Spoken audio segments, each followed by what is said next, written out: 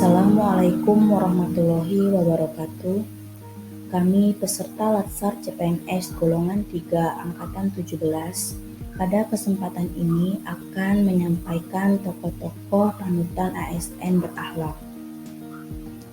Kelompok kami terdiri dari Dr. Syarifuddin Idris MPDI sebagai ketua kelompok, Siti Soleha MSc, Reza Oktaviani Eskom, Husin Zaki MA, Rukti Indah Listiani AMD sebagai anggota, dan dengan pengampu Dr. Andes Abu Bakar MM. Berakhlak itu sendiri merupakan akronim dari berorientasi pelayanan, akuntabel, kompeten, harmonis, loyal, adaptif, dan kolaboratif.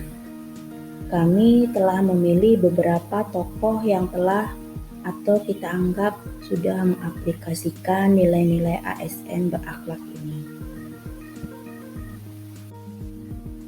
Tokoh pertama yang sudah mengaplikasikan nilai ASN berakhlak adalah Ibu Susi Puji Astuti.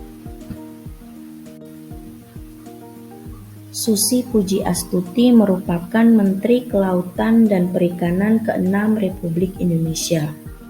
Sebelumnya, beliau dikenal sebagai pengusaha yang memiliki PT ASI Puji Astuti Marine Product, eksportir produk-produk hasil perikanan, dan PT ASI Puji Astuti Aviation yang mengoperasikan maskapai penerbangan Susi Air.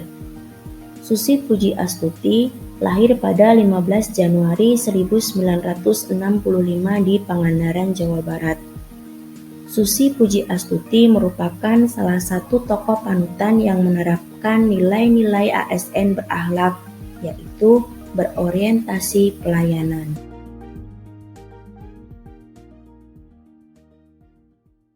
Bung Hatta dan berakhlak. Dr. Andes Haji Muhammad Hatta adalah sosok negarawan dan ekonom Indonesia yang menjabat sebagai Wakil Presiden Indonesia pertama.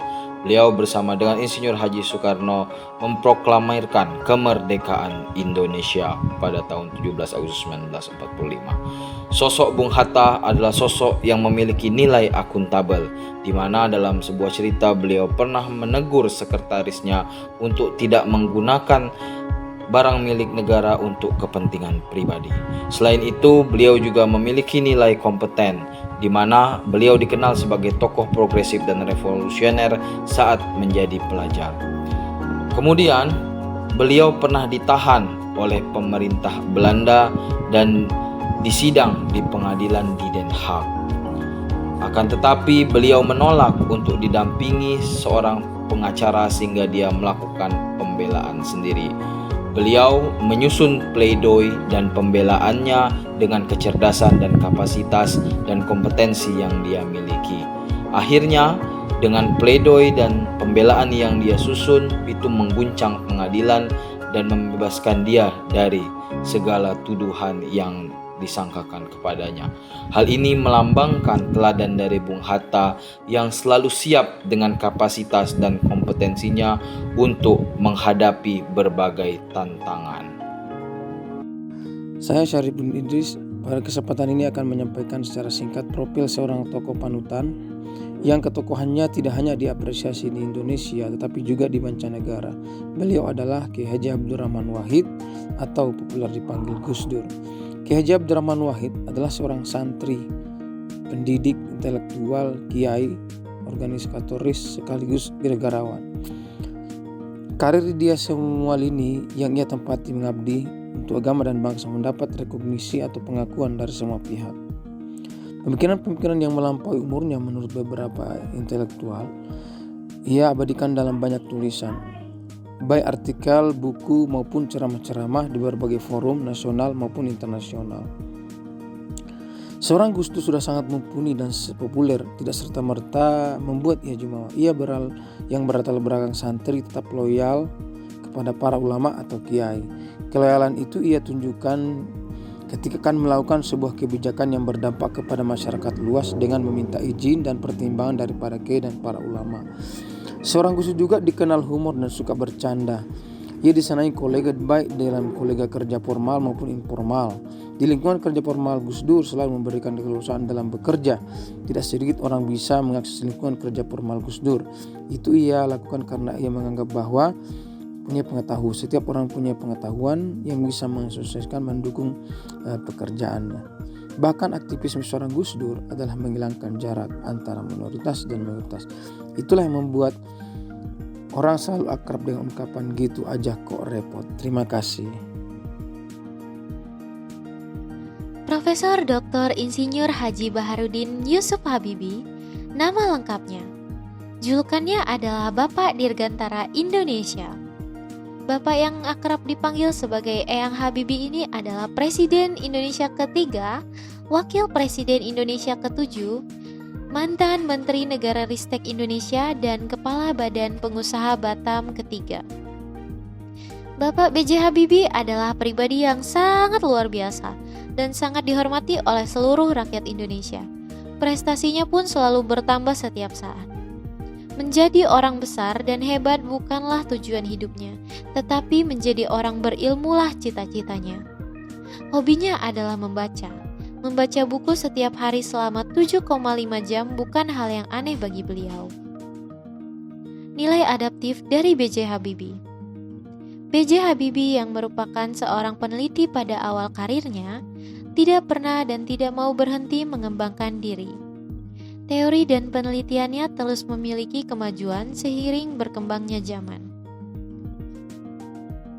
Bahkan saat beliau dipanggil pulang ke Indonesia oleh Bapak Soeharto yang merupakan presiden saat itu untuk membantu mengembangkan negara Indonesia, Bapak B.J. Habibie yang segera pulang ke Indonesia tidak pernah menolak untuk berkembang dan beradaptasi dan mengeksplorasi kemampuannya.